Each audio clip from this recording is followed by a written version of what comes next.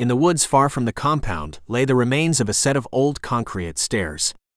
The building they were attached to gone, unknown, if the building had been in one of Japan's many abandoned villages, or if it had been destroyed in the Skibidi invasion. On the demolished stoop sat a young girl, another member of the special task force. File information.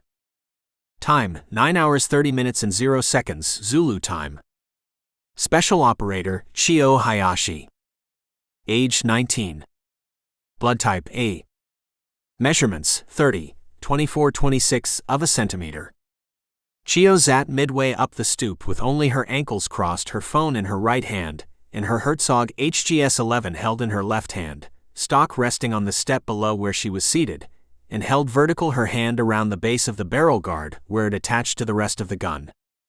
She wore a lightweight black jacket with yellow trim down the center and around the collar over a white blouse, a short pleated skirt, a red plaid scarf around her neck, the red tails flopped down her back, black fingerless gloves on her hands, black opaque line pattern tights covered her skinny legs, and black slip-on shoes with a decorative buckle on top covered her feet. Black sunglasses sat on top her head over her short brown hair with two large bangs, one down each side of her face. Her eyes were brown, and a black satchel bag sat at her right side on the step. A small Skibidi toilet glided over the ruins of the stairs.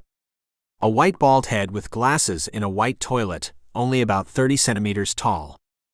Skibidi, Skibidi, it cackled low as it moved in on Chio.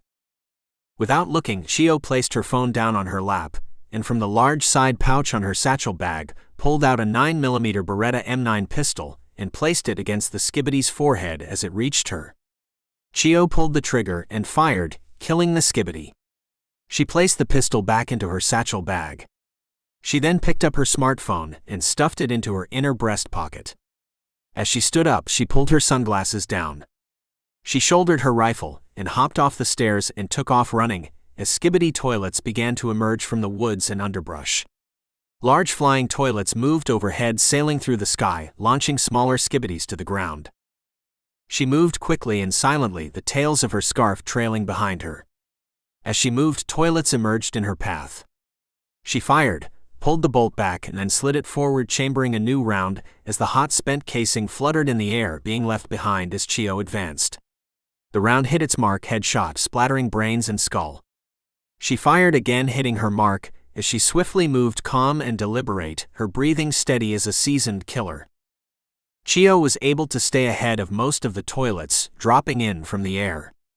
Chio's path purposely took her perpendicular to the path the gigantic toilet airships were traveling. In short order, she was out of their immediate attention. She stepped behind a large boulder and rested the rifle over it, pointing it up into the sky at the flying toilets in the sky. Skibidi, Skibidi, dom, dom, yes, yes, bellowed from the underbrush, and a large group of Skibidis slid out onto the path. Chio repositioned herself and pointed the rifle down and fired. At the same time, the sound of automatic fire came from behind her. Chio's round hit its target as the onslaught of automatic fire raked across the toilets, shattering the porcelain bowls, backs, and splattering the heads in short order. Chio pulled the bolt back and loaded the next round as she turned to see where the automatic fire came from. Behind her and off to the right, she first saw the smoking barrel of a black AK-12. Chio looked at the girl holding the assault rifle. "What in the hell are you wearing?" asked Chio, deadpan straight-faced, in her low, soft, monotone voice. The girl stood there with dark navy blue bunny girl ears and bunny girl suit on. Her hair was bobbed cut in the front and long and numerous down the back, and silver. What little skin was exposed was milky white. Lavender eyes, black spandex shawl covered her hands, arms, and shoulders, the white cuffs of her costume over top, as well as the white collar and navy blue tie of her costume. The black fabric magazine holder strapped around her waist pushed her breasts up. A radio communications setup was strapped to the back of her shoulders. Black opaque pantyhose covered her legs. The tactical gear strapped to her legs squished her thighs as large bags hung off of her hips. Finally, black stiletto heels strapped to her feet.